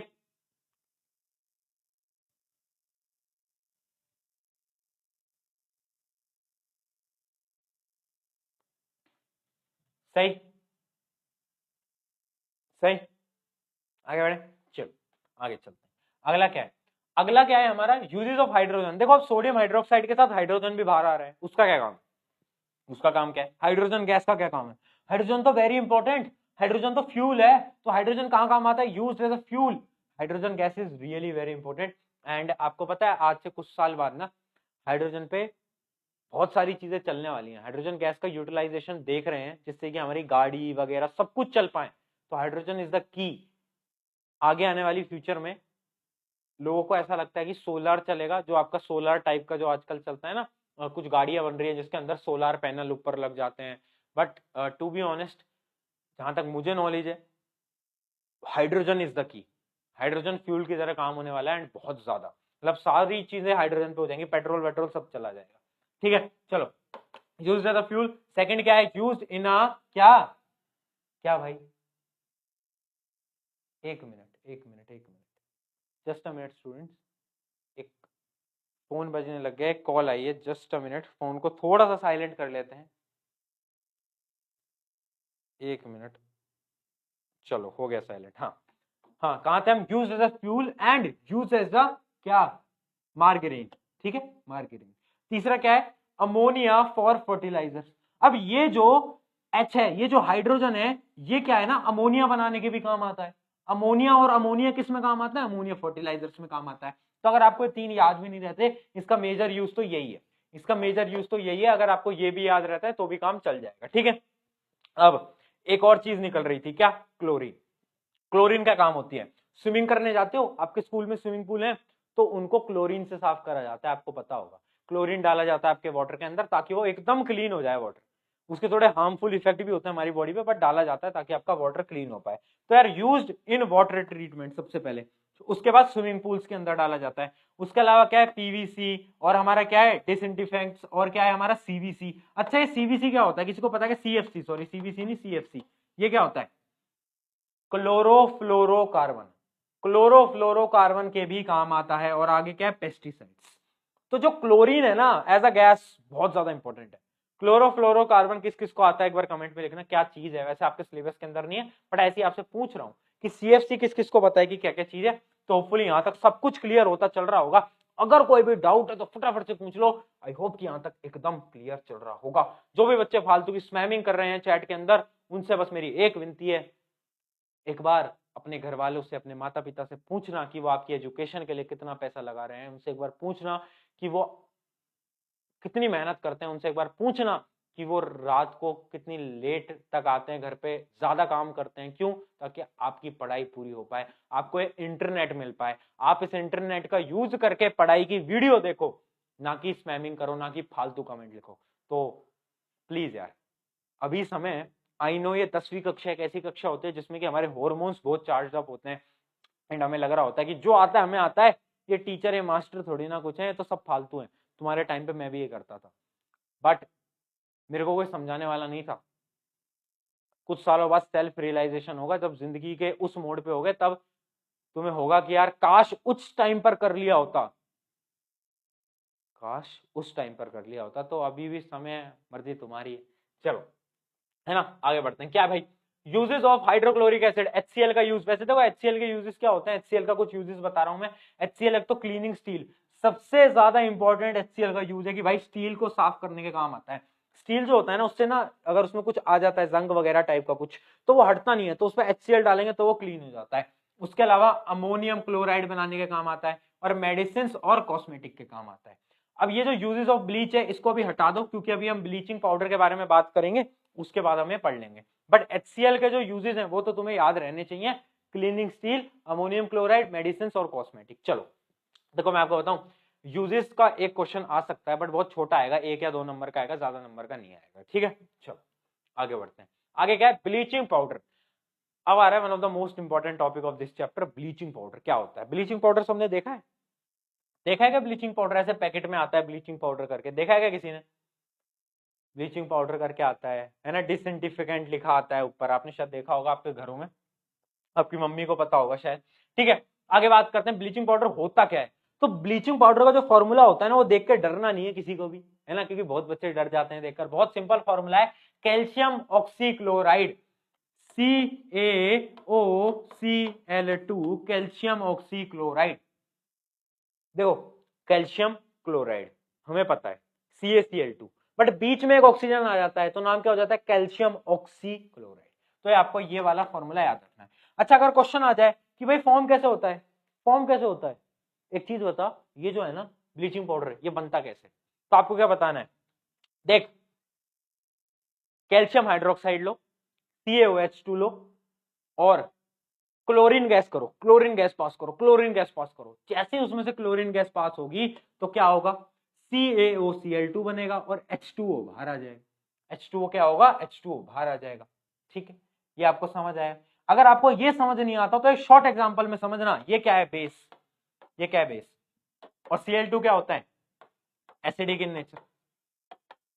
बेस प्लस एसिड क्या बनाते हैं, सॉल्ट प्लस वाटर। तो ऑब्वियस सी बात है, रिएक्शन कितनी सिंपल है। तो वो जो मैंने आपको पहले पढ़ाई थी ना चीजें, कि एसिड बेस क्या बनाते हैं, मेटल और एसिड क्या बनाता है, वो सारी चीजें यहाँ पर ऐसे काम आ रही है। तो अगर आपको रिएक्शन याद भी नहीं होती तो भी आप रिएक्शन बना सकते थे, COH2 plus Cl2 equals to CaOCl2 plus H2। बहुत इंपॉर्टेंट रिएक्शन है, ठीक है। आगे बढ़े, आगे बढ़े, चलो। तो अब देखो क्या लिखा है यहाँ पर कि इसका यूज क्या है, ये ब्लीचिंग पाउडर का यूज क्या है। It is use for bleaching cotton, सबसे ज्यादा इंपॉर्टेंट यूज, कि भाई कॉटन को ब्लीच करने के काम आता है। ये तो हमने बहुत जगहों पे पढ़ा होगा कि ब्लीचिंग कॉटन के काम आता है ब्लीचिंग पाउडर। उसके अलावा क्या आता है, it is used as an oxidising agent. ये वाला पॉइंट आपको याद रखना है कि इस पर पता क्वेश्चन आया था, एक बहुत प्यारा क्वेश्चन आया था।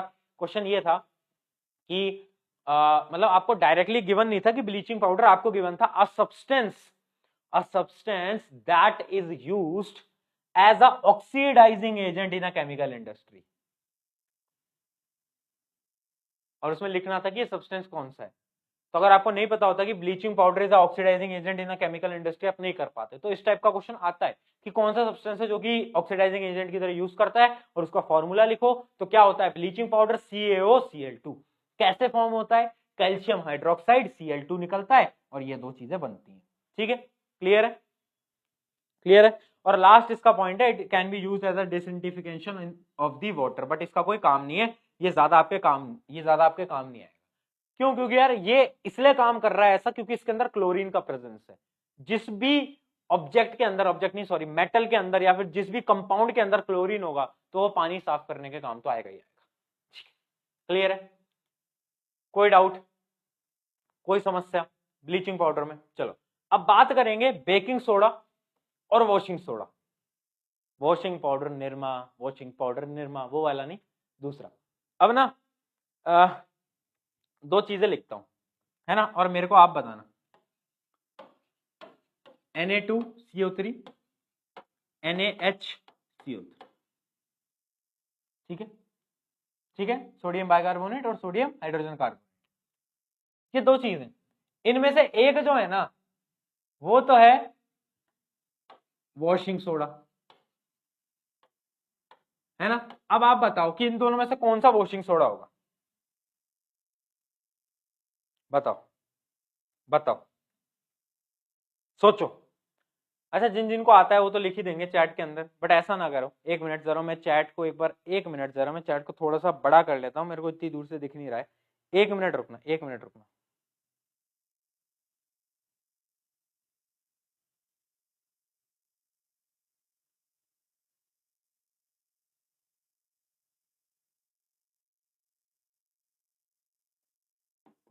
चलो देखो, एक क्या बोल रहा था मैं, एक तो है वॉशिंग सोडा और दूसरा एक है बेकिंग सोडा। अब आप बताओ कौन सा है?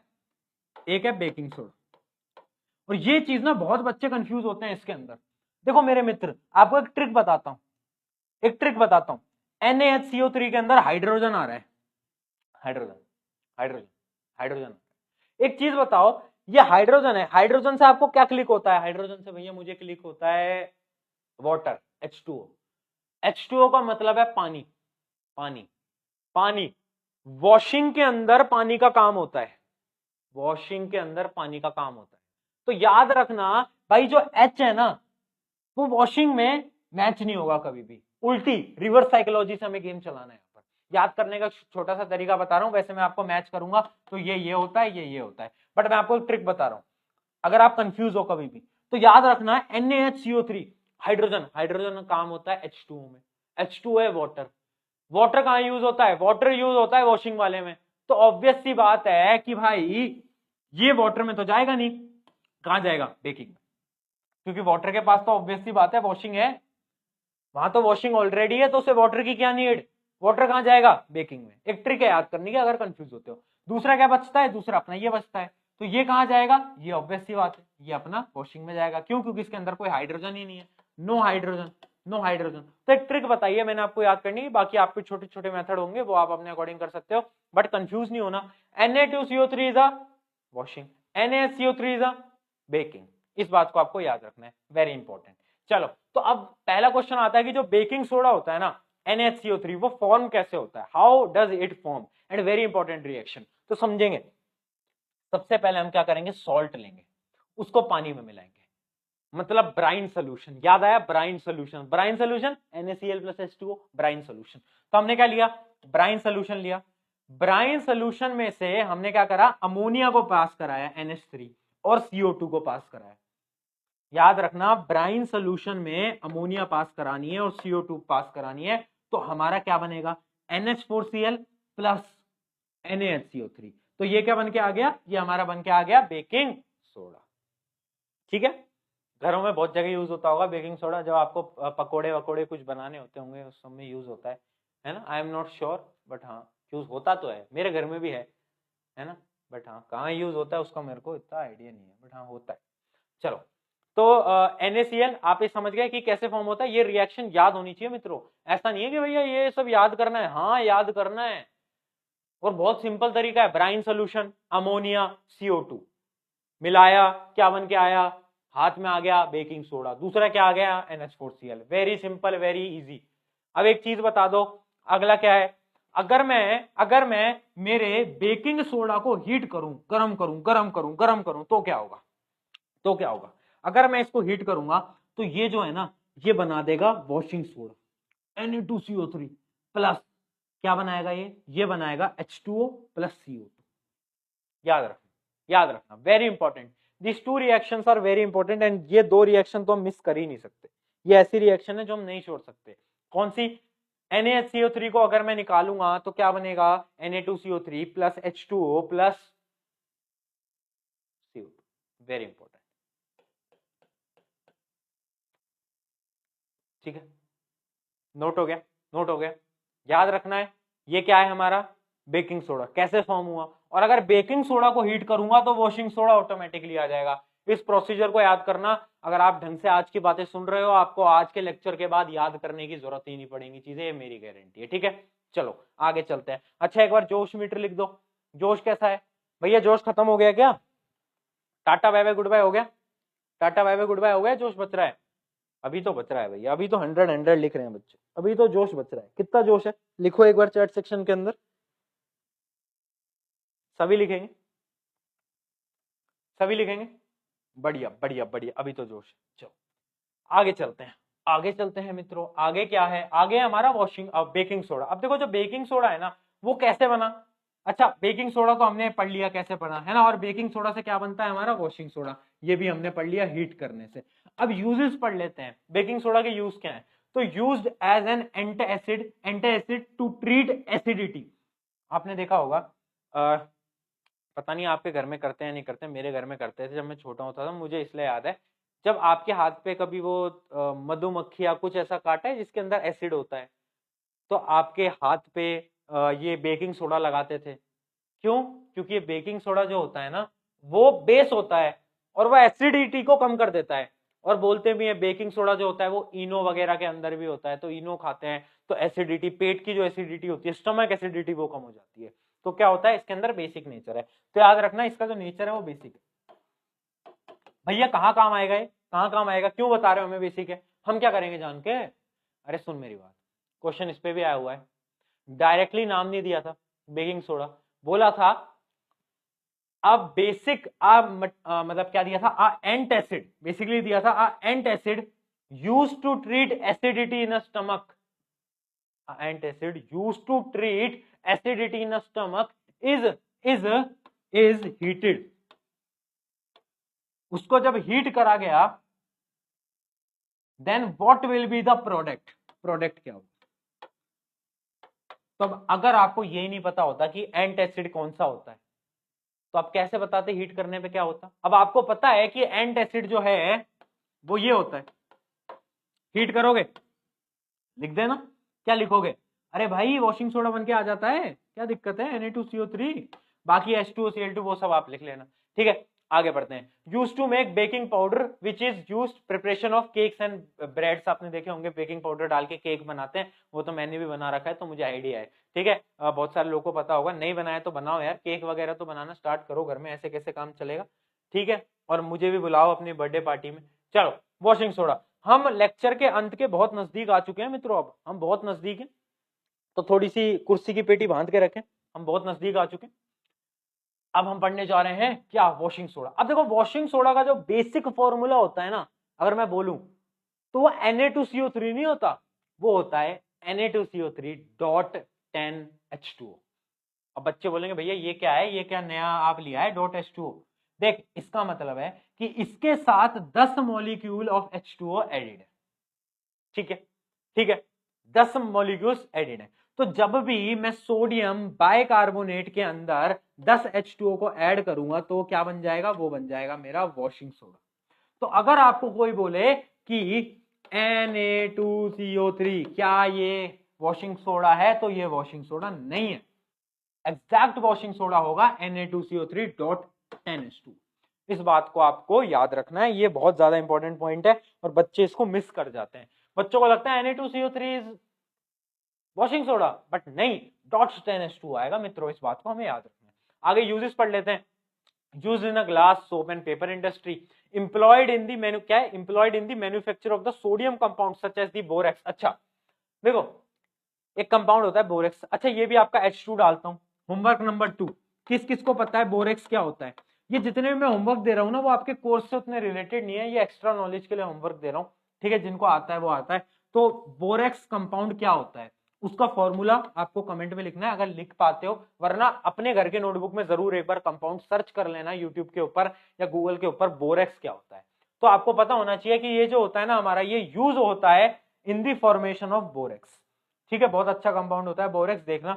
Used to remove permanent hardness of the water, very important, very important.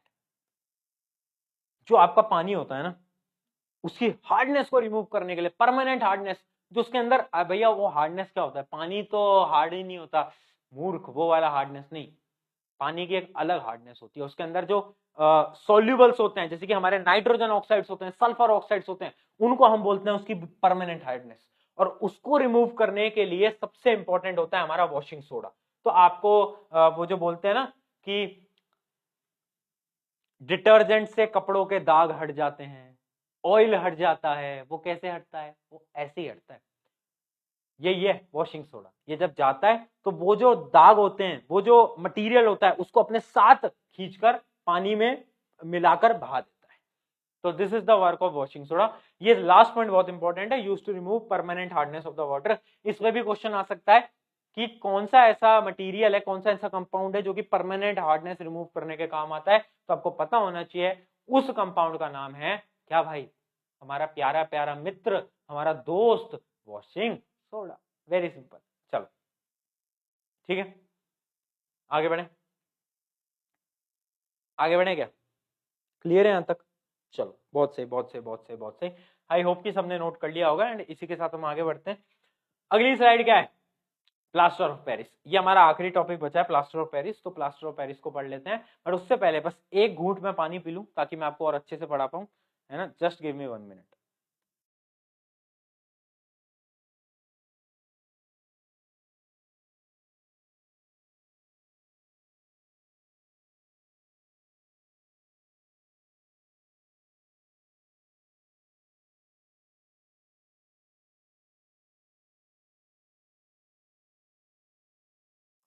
चलो कहां पर आ गए, प्लास्टर ऑफ पेरिस। अब देखो प्लास्टर ऑफ पेरिस क्या होता है, पीओपी। आपने देखा होगा आपके घरों की सीलिंग वॉल्स में पीओपी यूज होता है। देखो पीओपी होता क्या है, पीओपी का सबसे पहले फॉर्मूला पढ़ो। फॉर्मूला देखो, सबसे पहले स्क्रीन पे देखो, स्क्रीन पे देखो, CaSO4 dot half H2 dot half H2। Very important, very important, क्योंकि अगर ये हाफ H2 नहीं होता ना, तो ये पीओपी नहीं होता। Dot half H2, this formula is really important. अब देखो मैं आपको बताता हूं, इसका अगर आपको नाम जानना है, पीओपी के इस फॉर्मूले का नाम जानना है, तो ये है कैल्शियम सल्फेट हेमीहाइड्रेट। हेमीहाइड्रेट का मतलब क्या है, हाफ H2, ठीक है, हेमीहाइड्रेट। अब देखो ये पीओपी बनता कैसे है, पीओपी बनता है जब हम जिप्सम को, या फिर गिप्सम बोलते हैं कुछ लोग, जिप्सम बोलते हैं कुछ लोग, तो जब हम गिप्सम को 373 केल्विन पे हीट करते हैं। ये वैल्यू भी बहुत इंपॉर्टेंट है।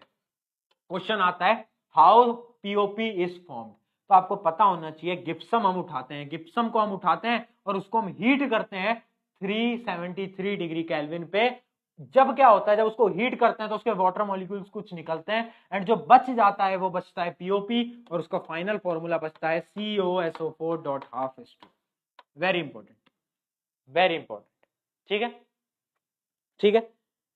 प्लास्टर ऑफ पेरिस के बारे में आपके सिलेबस के अंदर इतना कुछ नहीं है, बस आपके बारे में यही है कि यार कैसे फॉर्म होता है, तो आपको पता होना चाहिए इसका फॉर्मूला, इसका नाम, और इसकी फॉर्मेशन, और उसके बाद इसके यूजेस, बस इतना सा है। अब इसके यूजेस क्या है, it is used to fix gaps in the wall roofs, मतलब आपके जो दीवारों के अंदर वो हो जाते हैं ना छेद वगैरह, तो पीओपी डाल देते हैं, पीओपी अंदर स्टक हो जाता है और वो उसको फिल कर देता है। उसके अलावा यूज इन मेकिंग क्या है, सेवरल्स ऑर्नामेंट्स, आपने देखे होंगे मूर्तियां बनती हैं, स्टैचूज बनते हैं, वो पीओपी के बन रहे होते हैं।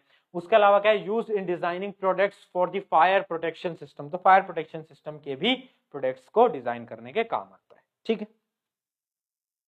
क्लियर है, क्लियर है मित्रों, क्लियर है? जल्दी बोले भाई, हाँ या ना बोले, हाँ या ना बोले, हाँ या ना बोले। चलिए आगे देखते हैं।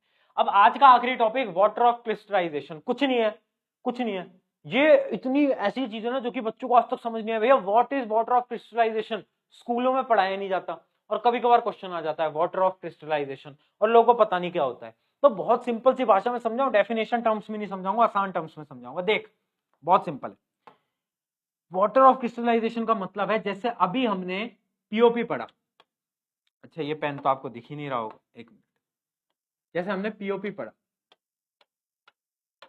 ये तो इसके अंदर क्या हुआ, इसके अंदर ये वाटर के साथ एक फॉर्मेशन करता है, पानी के साथ ऐड होता है और क्रिस्टल की फॉर्म में आता है, सॉलिड फॉर्म में आता है। तो इसी प्रोसेस को बोलते हैं वाटर ऑफ क्रिस्टलाइजेशन। अगर मैं और छोटी डेफिनेशन बताऊं तो ये होता है कि जब हमारा crystal salts with water, crystal salts with water of crystallisation, मतलब जब भी हमारा कोई सॉल्ट जो है वो वाटर के साथ क्रिस्टल की फॉर्म में होता है। ये मेरा सॉल्ट है और इसमें मैंने अगर कुछ पानी मिला दिया तो वो क्रिस्टल की फॉर्म में हो गया, सॉलिड फॉर्म में हो गया, तो उस प्रोसेस को हम बोलते हैं वाटर ऑफ क्रिस्टलाइजेशन, जैसे कि पीओपी CaSO4.H2O। तो ये होता है क्रिस्टलाइजेशन। इसकी डेफिनेशन बहुत गंदी है, समझ भी नहीं आती। देखो, the water of crystallisation means having a constant range of molecules existing in 1 unit of salt. जबकि अगर मैं बोलूं तो आप इसकी वो वाली डेफिनेशन लिख के आना जो मैं आपको समझा रहा हूं, वो ज्यादा बेस्ट रहेगी। अगर आप याद कर सकते हो वेल एंड गुड है, बट याद नहीं कर सकते तो वो वाली डेफिनेशन लिख के आना कि ऐसे जो क्रिस्टल फॉर्मेट में रह सकते हैं वाटर के मॉलिक्यूल के साथ, वो क्या होता है, वाटर ऑफ क्रिस्टलाइजेशन। ये चीज आपको समझ आनी चाहिए, ठीक है? क्लियर है? क्लियर है? Different names of the water crystallisation are, मतलब वाटर ऑफ क्रिस्टलाइजेशन के और भी नाम है, जैसे कि क्या है, क्रिस्टलाइजेशन वाटर, या तो वाटर ऑफ हाइड्रेशन, ये भी बोलते हैं, वाटर ऑफ हाइड्रेशन भी इसका नाम है। तो अगर क्वेश्चन आता है, वैसे ना के बराबर चांसेस आने की, बट आता है तो आपको ये पता होना चाहिए, ठीक है? क्लियर है? क्लियर है भाई? किसी का कोई डाउट बताएं, किसी का कोई डाउट?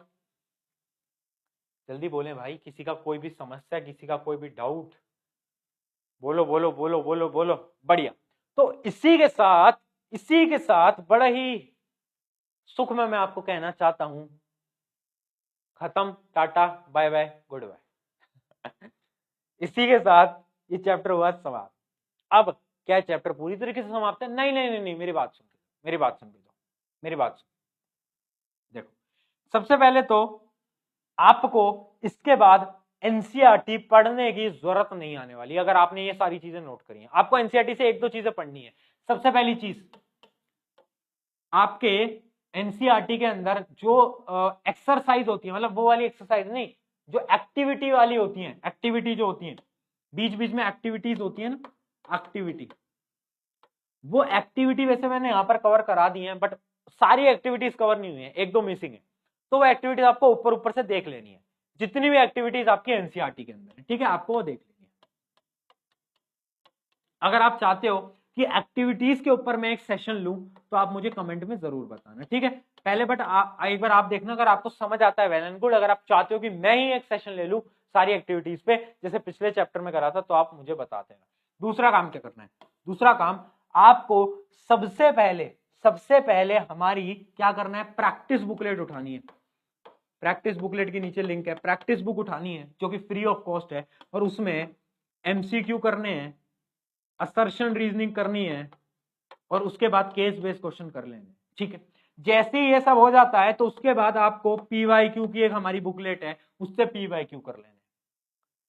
जितना मैंने पढ़ाया वो आपके पूरे बोर्ड एग्जामिनेशन के लिए इनफ है, बट फिर भी आपको प्रैक्टिस करना बहुत इंपॉर्टेंट है। अगर आप आज प्रैक्टिस नहीं करोगे मेरे मित्रों, आप भूल जाओगे। इसलिए आप देखना, एमसीक्यू कर लो, असर्शन रीजनिंग, केस बेस्ड और पीवाईक्यू, ये चीजें आपको करनी है, ठीक है? इसी के साथ हमारा चैप्टर खत्म होता है। अब एंडिंग में मेरे को बस इतना बता दो, एंडिंग में मेरे को बस इतना बता दो कि अब जोश लेवल कैसा है, क्या जोश लेवल गया क्या, या फिर है, और कौन कौन है जो कि अभी तक टिके हैं और शुरू से आए थे, 1.5 घंटे से बैठे हैं यहाँ पर, कौन है वो जो है? तुम भाई बहुत अच्छा कर रहे हो और तुम लोगों से आगे निकल रहे हो। ये वो लोग हैं जो आज तुम पे ताना मारते रहते होंगे कि घर में बैठा रहता है, खेलने नहीं आता, बाहर कुछ नहीं कर रहा, क्या कर रहा है ये। जिस दिन तुम्हारा रिजल्ट आएगा उस दिन सब शांत हो जाएंगे, सब शांत हो जाएंगे। करो मेहनत यार, लगे रहो यार, दिन रात लगा दो अपनी, और दिखा दो कि भाई जिसको तुम कहते थे ना कि घर से बाहर नहीं आता, क्या कर रहा है, अभी तो बोर्ड में बहुत टाइम है, देख ऐसे 98 लाई जाती है, देख। दिखाना है ना उनको, दिखा देंगे, दिखा देंगे यार। शुक्रिया एवरीवन। मेरा नाम है प्रशांत, मैं आप सभी का अपना प्रशांत भैया। यहाँ पर लेक्चर से लेकर, नोट्स से लेकर, बुकलेट से लेकर, पीवाईक्यू बुकलेट से लेकर, हर एक चीज हम फ्री में देते हैं। हमने आज तक एक भी चीज के पैसे नहीं लिए और ना आगे हम ले रहे होंगे। सैंपल पेपर भी आ रहे हैं इसके बाद, एंड वो भी फ्री ऑफ कॉस्ट में आ रहे हैं। तो ये शायद मेरी तरफ से एक पहल है, एक रेवोल्यूशन की पहल है कि अगर हम एक कंटेंट से लेकर 100 कंटेंट तक फ्री में दे पाए बच्चों को, क्योंकि मेरे टाइम पे मुझे ऐसा नहीं मिला एंड उस चक्कर में मैंने बहुत चीजें फेस करी। आज एक ऐसा ऑर्गेनाइजेशन में बिल्ड कर रहा हूँ जो कि ऑर्गेनाइजेशन बच्चों की मदद कर रहा है। हमारे यहाँ पर जितने भी लोग काम करते हैं ना, वो जो आपका जो पीपीटी कंटेंट बनाते हैं, वो लोग ऐसे हैं ना जो कि बस इतना पूछते हैं कि सर आज क्या करना है, आज का काम क्या है ये बताओ। ऑब्वियस सी बात है, मैं उन्हें सैलरी देता हूँ, बट उनका मेन मोटिव है स्टूडेंट्स के लिए काम करना, जो कि मुझे दिखता है। हम सब एक कॉमन मोटिव पे हैं। अगर आपको ये कॉमन मोटिव पसंद आए तो चैनल सब्सक्राइब कर सकते हो, तो मुझे अच्छा लगेगा। अगर नहीं कर सकते, अपने एक मित्र के साथ वीडियो को शेयर कर देना, इस सेशन को शेयर कर देना। एंड इंस्टाग्राम की लिंक होगी डिस्क्रिप्शन में। ये है मेरी इंस्टाग्राम आईडी prashant_KIRAT।